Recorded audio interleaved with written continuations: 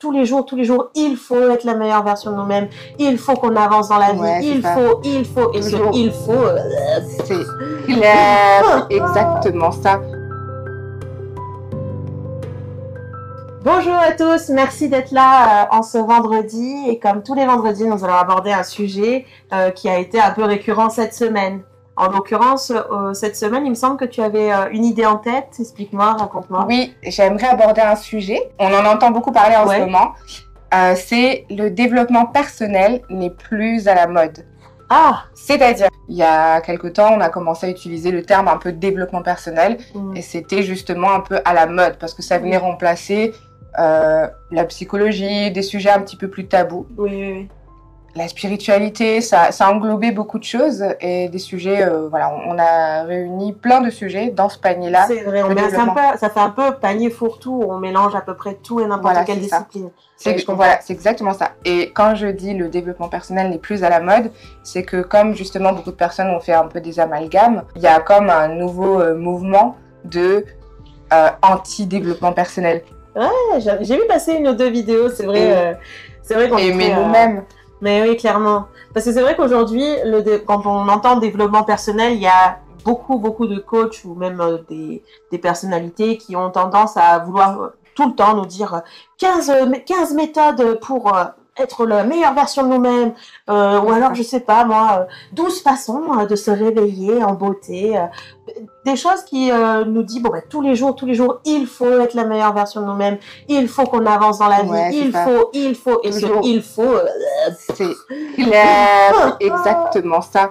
Ouais, c'est vraiment, et c'est se centrer totalement sur soi. Enfin, ça donne l'impression que le développement personnel, c'est vraiment un truc un peu pour les riches. Ouais, quelque part. Genre, voilà, moi, au jour d'aujourd'hui, j'ai compris ça du haut de mes 20 ans, parce qu'avant, il m'est arrivé ça. Être en pleine conscience, être, comme tu l'as dit, la meilleure version de soi-même, c'est fatigant et ça peut aussi être ultra culpabilisant. Ouais, alors ça... Parce qu'on a d'un côté les infos avec toutes les choses terribles qui se passent dans le monde, on a nos propres problèmes, que ce soit personnel, financier, plein d'autres choses. On est dans la vraie vie, en fait, le quotidien. Puis on a notre rythme interne, c'est-à-dire qu'il y a des moments où on aimerait vraiment arriver à appliquer ces méthodes et se dire, oui, on va lire tout plein de bouquins, on va écouter plein de podcasts, des personnes qui sont waouh, super éveillées. On a ce côté culpabilisant, perpétuel. Et comment faire alors En vrai, je me pose cette question, comment on fait pour se détacher de ça et se dire, oui, on va utiliser des vraies ressources, des vrais trucs qui soient adaptés à qui on est, sans en faire des caisses et pouvoir améliorer notre vie et pas être dans la meilleure version, être au top tout le temps, parce que on va se le dire, c'est pas réaliste. Voilà.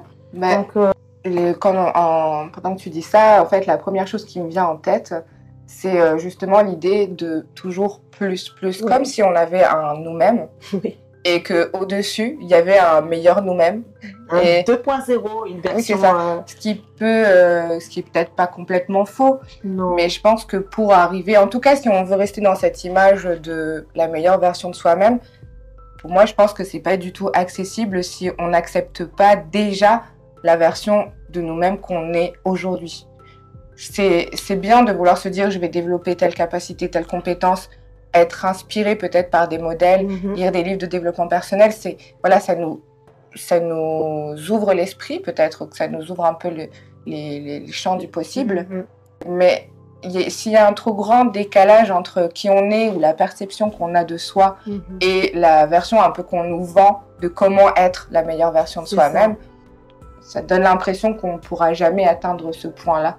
Exactement. Si on commence par apprendre et voir qui nous sommes sans se mentir à soi-même et prendre la responsabilité.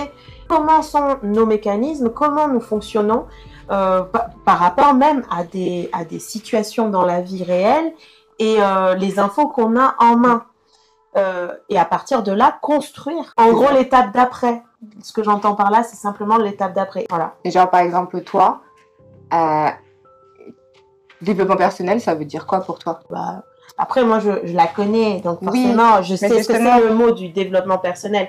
C'est quelque chose c'est un chemin on développe, parce que le mot développer, c'est ce que ça veut dire, c'est étirer, aller dans le détail et personnel, propre à soi, presque unique, voire même unique. Oui, donc en fait, c'est utiliser des outils qui vont nous façonner.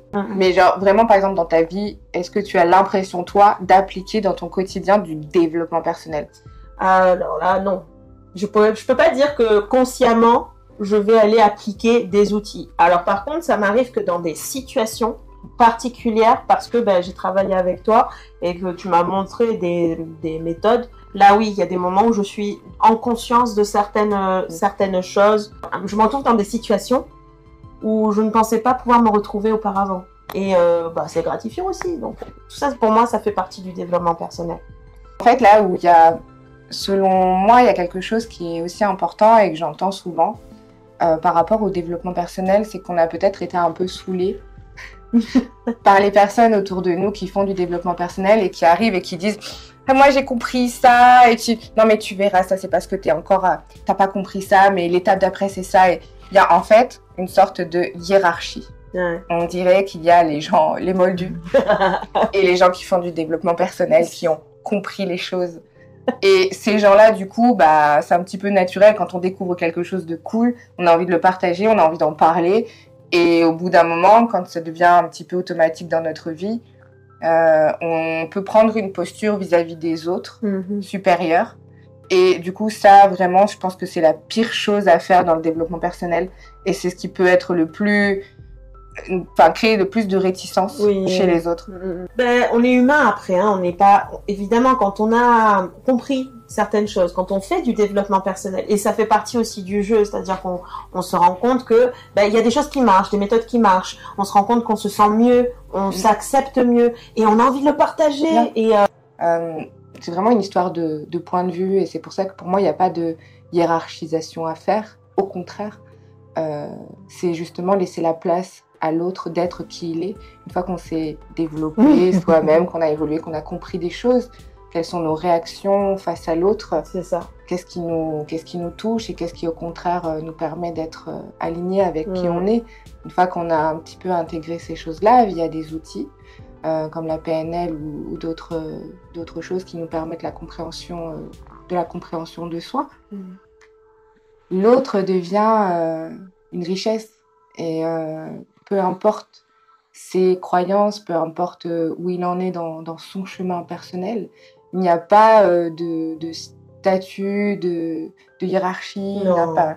Au contraire, justement, on va pouvoir aller vraiment à la rencontre de l'autre. Mais c'est ça.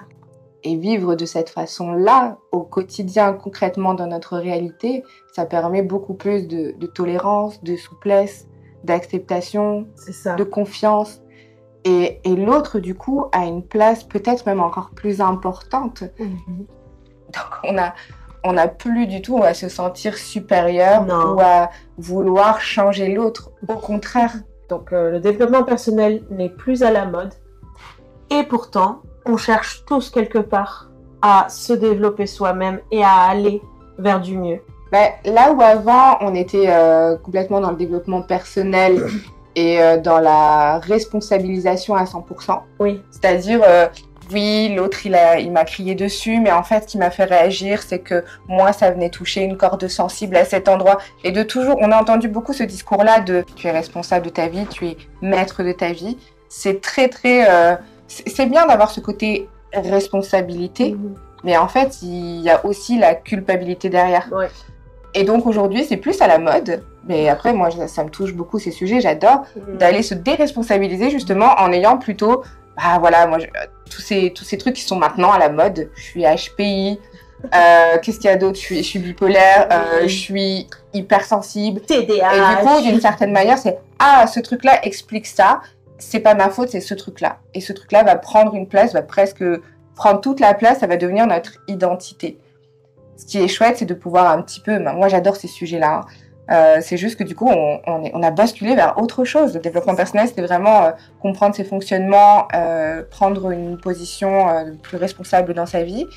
Et maintenant, on est plus dans un truc d'aller chercher la maladie, le symptôme, les choses qu'on a, qui du coup, sont pas de notre faute. Mais ça traduit qu'on a besoin, en fait, aujourd'hui, on a toujours besoin autant d'aide Voilà, ça c'est depuis toujours. L'être humain a besoin d'aide, a besoin des autres, a besoin de se comprendre soi-même pour comprendre les autres. Donc on a toujours ça dans le fond. Mais on lui a donné d'autres noms. C'est vrai, complètement. Voilà. Donc il faudrait presque trouver un nouveau nom pour développement personnel qui englobe aussi tous les autres aspects, toutes les avancées qu'on fait dans la psychologie, toutes ces choses, toutes ces facettes de l'humanité. Si vous avez des idées, faites-nous des propositions de comment on pourrait appeler aujourd'hui le développement personnel. Peut-être on peut lui trouver un autre nom. Nous aussi, on va y réfléchir, on va faire des propositions. En tout cas, merci d'être resté avec nous, d'avoir écouté cette réflexion. On serait très heureuse de connaître aussi vos impressions sur ce sujet. N'hésitez pas à commenter, à nous dire ce que vous en avez pensé. Ça nous ferait plaisir d'avoir vos retours. Et puis, on vous dit à très bientôt, à vendredi prochain sur la chaîne Douceur Passion. Ciao, ciao! Ciao, ciao!